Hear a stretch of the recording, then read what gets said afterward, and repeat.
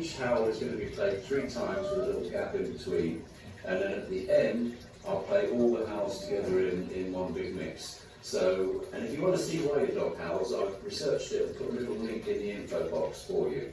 So, good luck dogs, and let's hope this communicates to you. First off, my Cocker Spaniel puppy, and that did make my Black Labrador howl.